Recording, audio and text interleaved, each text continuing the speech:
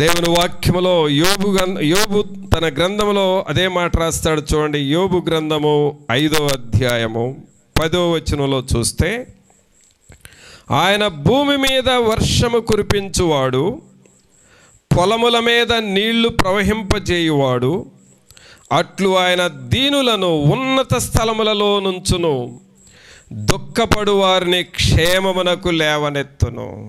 చూసారా, ప్రభు మనల్ని ఎలాగూ దర్శిస్తున్నాడంటే దీనులను ఉన్నత స్థలములోనికి ఉంచుతాడంట, దుఃఖపడు వారిని క్షేమముగా లేవనెత్తుతాడు.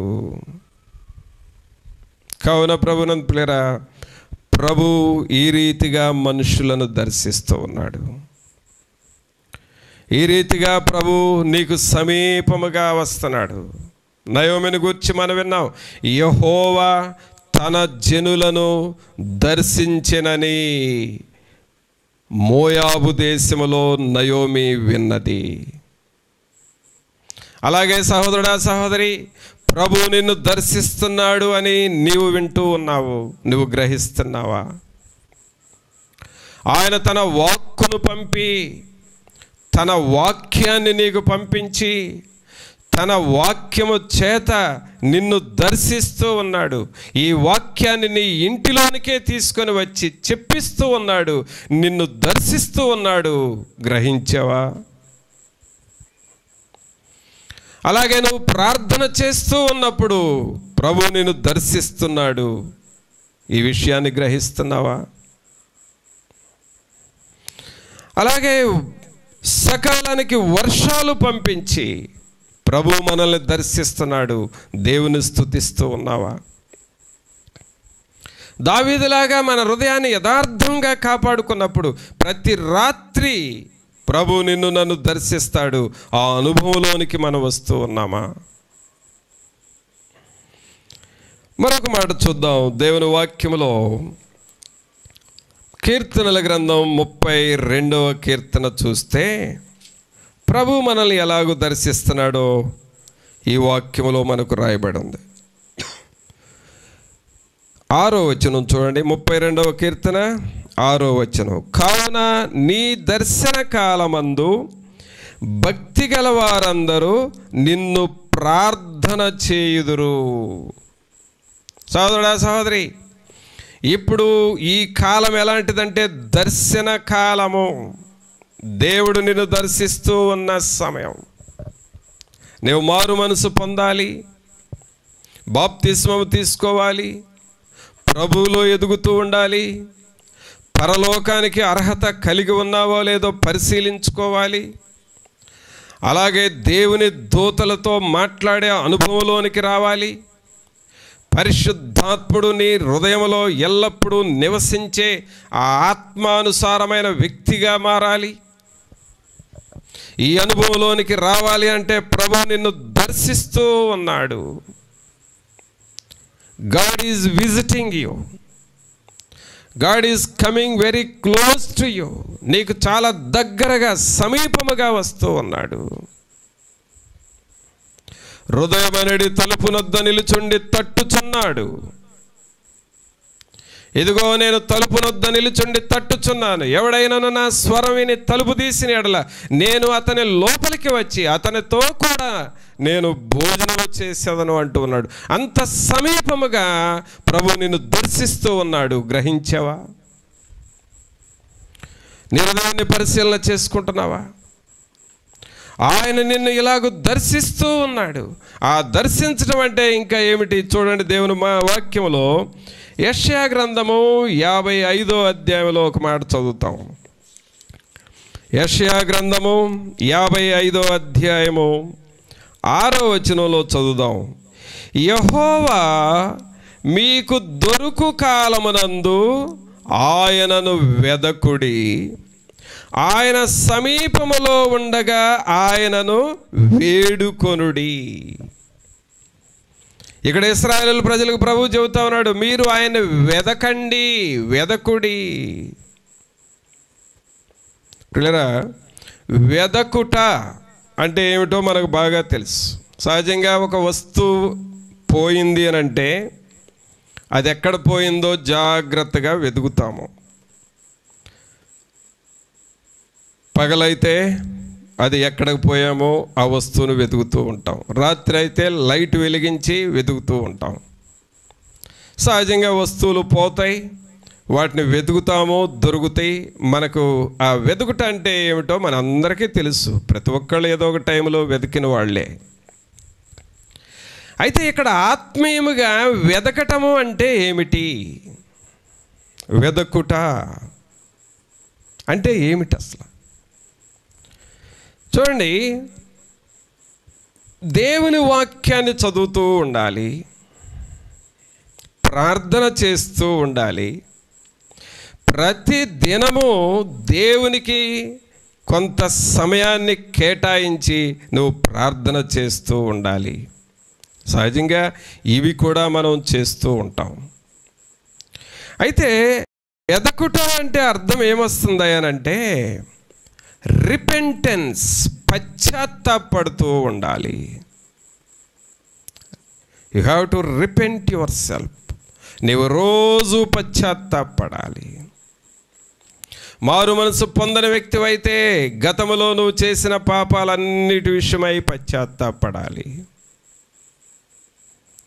నువ్వు మారు మనసు పొందిన వ్యక్తివైతే మారు మనసు పొందిన తర్వాత మరలా దేవునికి వ్యతిరేకమైనవి ఏమేమి చేస్తున్నావో వాటి విషయమై నువ్వు పశ్చాత్తాపడాలి. దేవుని వాక్యం తెలిసి కూడా తెలిసి ఏ పాపం చేస్తున్నావో, ఏ రహస్య పాపంలో నువ్వు జీవిస్తున్నావో, వాక్యానికి వ్యతిరేకమైనటువంటి వాటిని నీలో ఎక్కడ నిల్వ ఉండనిస్తున్నావో, ఇంటిలో నిల్వ ఉంటుంది, ఒంటిలో అనగా నీ శరీరంలో కూడా నిల్వ ఉంటుంది. దేవునికి వ్యతిరేకమైనవి వాక్యం నిన్ను ప్రేరేపిస్తూ ఉన్నప్పుడు, వాక్యం నిన్ను హెచ్చరిస్తూ ఉన్నప్పుడు, వాక్యం నిన్ను గద్దిస్తూ ఉన్నప్పుడు, వాక్యము సూటిగా నీతో మాట్లాడుతూ ఉన్నప్పుడు నీ హృదయంలో నొచ్చుకుంటుంది, బాధపడతా ఉంటావు. అయ్యో ఈ పాపము నాలో ఎందుకుందా అని అనుకుంటూ ఉంటావు. చూడు, అదే దేవుడు నిన్ను దర్శించుట, దాని విషయమై నువ్వు లోతుగా పశ్చాత్తాపడాలి. రిపెంటెన్స్, పశ్చాత్తాపము అనేది నీ జీవితంలో కావాలి. అంతేకాదు ప్రతిరోజు ఏ రోజుకు ఆ రోజే దేవునికి వ్యతిరేకమైనవి మనం ఏమి చేసామో వాటిని ఒప్పుకొని ప్రభువా ఈ విషయంలో నన్ను క్షమించు అని పశ్చాత్తాపడుతూ ఉండాలి. కాబట్టి ఇక్కడ దేవుని వాక్యం ఏం చదువుతున్నాం? యెహోవా మీకు దొరుకు కాలమనందు ఆయనను వెదకుడి. వెదకుడి అనే మాటలో రిపెంటెన్స్, పశ్చాత్తాపడాలి. ఊరక పశ్చాత్తాపడితేనే చాలదు. ప్రభువా నేను ఈ పాపం చేశాను అని అంటేనే చాలదు. రెండవది కన్ఫెషన్, ఒప్పుకోలు ఉండాలి. దేవుని దగ్గర ఒప్పుకోవాల్సింది దేవుని దగ్గర ఒప్పుకోవాలి, మనుషుల దగ్గర ఒప్పుకోవాల్సింది మనుషుల దగ్గర ఒప్పుకోవాలి. ఏదైనా తిరిగి ఇచ్చివేయవలసి ఉంటే తిరిగి ఇచ్చివేయాలి. దేవుని ఎదుట మనుషుల ఎదుట నీవు ఒప్పుకోవాలి.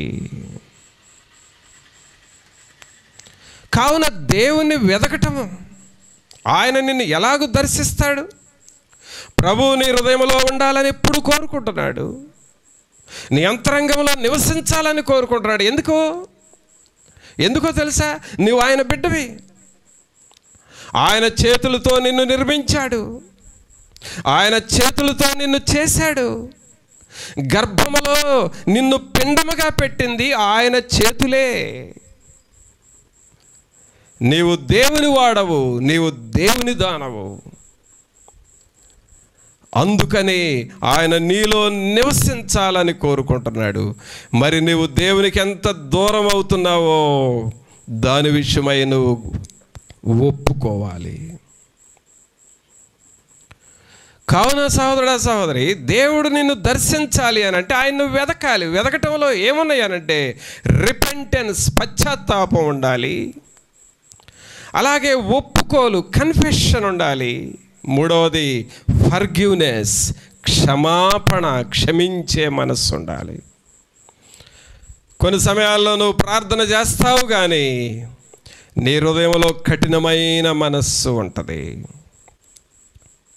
నీ వాక్యం చదువుతూ ఉంటావు, పాటలు పాడుతూనే ఉంటావు, కానీ క్షమించలేని మనస్సు, ఎవరినో క్షమించలేని మనస్సు నీ హృదయంలో ఉంటుంది. ఎవరినో ప్రేమించలేని మనస్సు ఉంటుంది. క్షమించలేని మనస్సు నీ హృదయంలో ఉంచి నీవు ప్రార్థన చేసిన ఆ ప్రార్థన నీకు పాపముగా మారిపోతుంది. దేవుని వెతకటం అంటే ఏమిటంటే, నీ మనస్సులో ఎవరి మీదైనా ఏదైనా బాధ ఉంటే వారిని నువ్వు క్షమించాలి. నీ హృదయంలో తీసివేసుకోలేని బరువు కానీ ఏదైనా దోషము కానీ నీ మీద ఉంటే దాని విషయమై నేను క్షమిస్తున్నాను ప్రభువా అని చెప్పాలి. క్షమాపణ మనస్సు, దేవుని మనస్సు క్షమాపణ మనస్సు. దేవుని బిడ్డల మనస్సు క్షమాపణ మనస్సు. దేవుని ప్రవక్తల మనస్సు క్షమాపణ మనస్సు. దేవుని భక్తుల మనస్సు క్షమాపణ మనస్సు. ఫర్గివ్నెస్, క్షమించుకోవాలి. నేను క్షమించుకోలేను, నేను క్షమించలేను, నేను వారిని క్షమించడం నా వల్ల కాదు అని నువ్వు అంటూ ఉన్నట్లయితే అది నీకు దేవుని మనస్సే కాదది. నీలో ఉన్నది దేవుని మనస్సు కాదు. అనగా దేవుడు నిన్ను దర్శిస్తాడు, కానీ నీవు క్షమించలేని మనస్సు నీలో ఉంది కాబట్టి నువ్వు గ్రహించలేవు. కావున ప్రియులారా, ఇక్కడ యెహోవా మీకు దొరుకు కాలమునందు ఆయనను వెదకుడి. వెదకటం అనగా ఇదిగో ఈ 3 నీలో ఉండాలి. పశ్చాత్తాపము, రిపెంటెన్స్ ఉండాలి. ఒప్పుకోలు, కన్ఫెషన్ ఉండాలి. క్షమించే మనసు, ఫర్గివ్నెస్ ఉండాలి. ఇవి ఎప్పుడైతే నీ హృదయంలో ఉంటాయో ఏం జరుగుతుందో తెలుసండి? ఏం జరుగుతుందో తెలుసా? నీ హృదయంలో ఉన్న వేదనంతా బయటికి వెళ్ళిపోతుంది.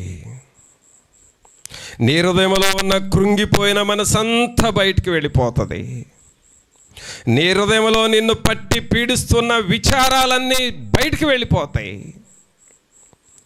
నీ అంతరంగంలో రాత్రులు నిద్ర పట్టకుండా చేస్తున్న కలవరాలన్నీ పారిపోతాయి.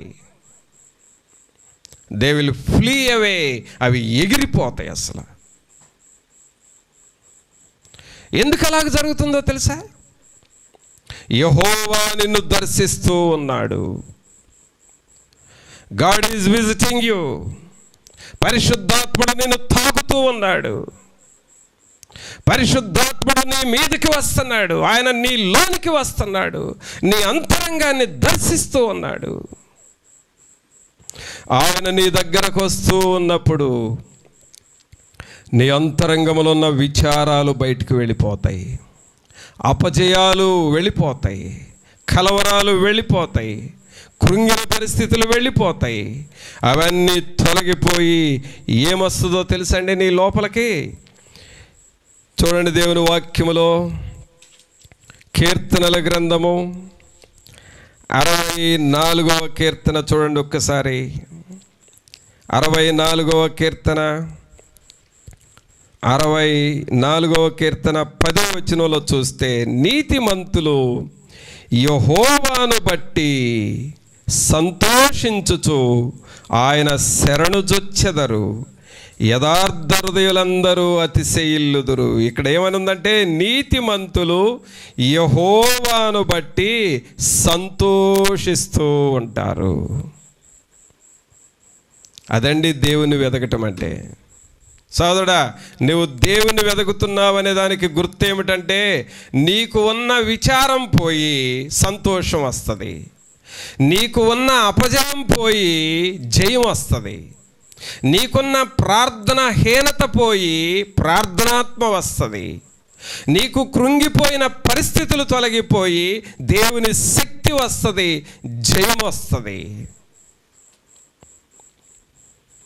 ఇవన్నీ ఎప్పుడు జరుగుతాయనంటే, దేవుని నువ్వు వెతకాలి. ఈ పశ్చాత్తాపముతో, ఒప్పుకోలుతో, క్షమాపణ మనస్సుతో నువ్వు ఉన్నప్పుడు ఆయన నిన్ను దర్శిస్తూ ఉన్నాడని అర్థము. కావున సహోదరుడా, సహోదరి, ఈ వాక్యమును వింటున్నప్పుడు ప్రభు నన్ను ఏమని హెచ్చరిస్తున్నాడంటే ఆయన నిన్ను దర్శిస్తూ ఉన్నాడు. నువ్వు ఆయనకు లోబడాలి, ఆయనకు నువ్వు లోబడాలి. అలాగూ నీవు లోబడతావా? ప్రభువా, నువ్వు నన్ను దర్శిస్తున్నావని నాకు అర్థమవుతుంది ప్రభువా అని నువ్వు దేవునికి లోబడతావా? ఈ వాక్యం వింటూ ఉన్నప్పుడే సహోదరా, సహోదరి, నేను దేవుని ఆత్మతో నింపబడి చెబుతూ ఉన్నాను. ఈ వాక్యమును వింటున్నప్పుడే నీ హృదయం గుచ్చబడతా ఉందా చూడు, అనగా నిన్ను ప్రభు దర్శిస్తున్నాడు అని అర్థము. God is visiting you now only. ఇప్పుడే ఆయన నిన్ను దర్శిస్తూ ఉన్నాడు. నీవు దేవునికి లోబడతావా? నీవు దేవునికి లోబడినప్పుడు, దేవుని వాక్యాన్ని నీ అంతరంగంలోనికి రానిచ్చినప్పుడు నీలోనికి సంతోషం వస్తుంది. అలాగే 68వ కీర్తన 3వ వచనం కూడా మనం చూస్తే, 68వ కీర్తన 3వ వచనం, నీతిమంతులు సంతోషించుదురుగాక, వారు దేవుని సన్నిధిని ఉల్లసించుదురుగాక, వారు మహదానందము పొందుదురుగాక. చూసారా, సంతోషిస్తారంట, ఉల్లసిస్తారంట, మహదానందం అనగా మహానందము పొందుతారు. కావున ప్రభునంతులరా, దేవుడు నిన్ను దర్శిస్తున్న సమయం. మొదటి వాక్యాన్ని ఒక్కసారి చూద్దామండి. దేవుని వాక్యంలో మొదటిగా చెప్పబడిన వాక్యము రూతు గ్రంథము 1వ అధ్యాయము చూడండి. రూతు గ్రంథము 1వ అధ్యాయము 6వ వచనం, వారికి ఆహారం ఇచ్చుటకు యెహోవా తన జనులను దర్శించెనని ఆమె మోయాబు దేశములో వినెను గనుక మోయాబు దేశము విడిచి వెళ్ళుటకై ఆమెయు ఆమె కోరండ్రును ప్రయాణమైరి. చూసారా, నయోమి దేవుడు దర్శిస్తున్నాడు అన్న సంగతి విని ఆ మోయాబు ప్రాంతాన్ని వదిలిపెట్టి బెత్లెహేముకు వెళ్ళింది. ఆమె పశ్చాత్తాపడింది. నన్ను నయోమి అనొద్దు, నన్ను మరి నేను చేదైన జీవితంలోనికి వెళ్ళిపోయాను, నా జీవితం చేదైపోయింది, కాబట్టి దయచేసి నన్ను మీరు నయోమి అని పిలవద్దు. నయోమి అనగా మాధుర్యము. మాధుర్యం అనేది నాలో లేదు, నేను చేదుగా మారిపోయాను. పశ్చాత్తాపడింది, అలాగే తన పాపాన్ని ఒప్పుకుంది, అలాగే క్షమాపణ పొందింది. అప్పుడు ఆమె బెత్లెహేముకు వచ్చి సంతోషించింది, మహదానందము చెందింది. కావున సహోదరుడా, సహోదరి, మన ఆత్మీయ జీవితాల్లో ప్రభువు దర్శిస్తున్నాడని గుర్తెరిగి మనము కూడా మరి దేవుని సన్నిధిలోనికి వస్తావా? దేవునికి లోబడతావా? వాక్యానుసారముగా నువ్వు జీవిస్తావా? ఆయన వాక్కు ద్వారా నిన్ను దర్శిస్తున్నాడు, ప్రార్థన ద్వారా నిన్ను దర్శిస్తున్నాడు, రాత్రివేళ ప్రభువు నిన్ను దర్శిస్తూ ఉన్నాడు. అలాగే నీవు పశ్చాత్తాపడుట ద్వారా, ఒప్పుకొనుట ద్వారా, క్షమాపణ మనస్సు కలిగి ఉండుట ద్వారా ప్రభు నిన్ను నన్ను దర్శిస్తూ ఉన్నాడు. ఆయన మనలను దర్శించు కాలము. కావున ఈ సమయంలో ఈ వాక్యం వింటున్న నీవు ఇప్పుడే నువ్వు మోకరించి ప్రార్థన చేసుకొని, ప్రభువా, మీరు నన్ను దర్శిస్తున్నారు, నేను గుర్తుపడతాను నాయన. లోకములో మీరు పంపిస్తున్న వర్షాలు, మంచు కూడా మీరు మమ్మల్ని దర్శించుటే అని విన్నాము కదా, అలాగూ మమ్మల్ని ప్రేమిస్తున్నారు, మహదానందముతో నింపాలని చూస్తున్నారు. కావున మీరు మమ్మల్ని దర్శించినప్పుడు మీకు లోబడి మా హృదయాల్లో మిమ్మల్ని చేర్చుకొని ఆ ఉల్లసించే భాగ్యం మాకు ఇవ్వండి అని నేను దేవుని సన్నిధిలో ప్రార్థన చేసుకోవాలి. ప్రార్థన చేసుకుందాం ప్రియులారా. కొద్ది సమయం మన హృదయాలు మనం పరీక్షించుకుంటూ ప్రభు సన్నిధిలో, ప్రభువా, మీ సన్నిధి, మీ ఆత్మ సహాయం మాకు దయచేయండి, మీరు మమ్మల్ని దర్శించుచున్నారన్న సంగతి తెలుసుకొని మేము మీకు లోబడాలి కదా ప్రభువా, లోబడే మనస్సు మాకు ఇవ్వండి అని ప్రభువుని అడుగుదాం. పరిశుద్ధమైన మా ప్రభువా, మీకు స్తోత్రాలు, వందనాలు చెల్లిస్తూ ఉన్నాము. ఈ ప్రియులను మీరు దర్శించండి. యెహోవా తన జనులను దర్శించినని విని ఏ రీతిగా నయోమి మోయాబును వదిలి బెత్లెహేముకు వెళ్ళినదో అలాగూ మేము కూడా మా పడిన స్థితిలో నుండి, జారిపోయిన స్థితిని, ఆత్మీయముగా వెనుకంజ వేసిన స్థితిని వదిలిపెట్టి దేవుని సన్నిధిలోనికి వచ్చువారముగా, దేవుని చిత్తములోనికి వచ్చు బిడ్డలుగా మమ్మలను చేయండి. ఈ బిడ్డలందరిని మీరు దర్శించి మీ వాక్యము ద్వారా వీరితో మీరు మాట్లాడారు. వీరిని మీరు దర్శించారు. వీరు గుర్తెరిగి మీకు లోబడి వారి హృదయంలో మహదానందము పొందువారుగాను నాయనా ఉల్లసించువారిగా చేయండి. మీరు దర్శించినప్పుడు అలాంటి కార్యములు జరుగుతాయి కదా. నయోమి అలాగూ ఉల్లసించినది కదా, ఆశీర్వదింపబడినది కదా ప్రభువా. కావున మీరు దర్శించుచున్న స్థలములోనికి, మీ సన్నిధిలోనికి వచ్చి ఈ ప్రియులందరూ వాక్యానుసారముగా జీవించు బిడ్డలుగా వీరందరినీ చేయమని నజరేయుడైన యేసు నామమున అడిగి వేడుకొనుచున్నాము తండ్రి. ఆమేన్. మన తండ్రి అయిన దేవుని ప్రేమ, కుమారుని కృప, పరిశుద్ధాత్మని యొక్క సన్నిధి ఇప్పుడు ఎల్లప్పుడూ మనందరికీ తోడుగా ఉండి ప్రభు మనల్ని దర్శించుచున్న సమయాలు గుర్తెరిగి ప్రభువుకు లోబడుటకు, ఆయన సన్నిధిలో దొరికే మహదానందము, ఉల్లాసము మనము కలిగి ఉండుటకు పరిశుద్ధాత్ముడు మనందరికీ సహాయము చేయునుగాక. ఆమేన్. మంచిది పిల్లరా, అందరికీ వందనాలు.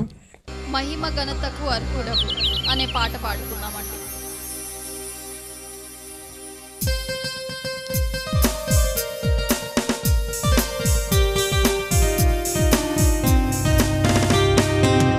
మహిమ ఘనతకు అర్హుడవు, నీవే నా దైవము. మహిమ ఘనత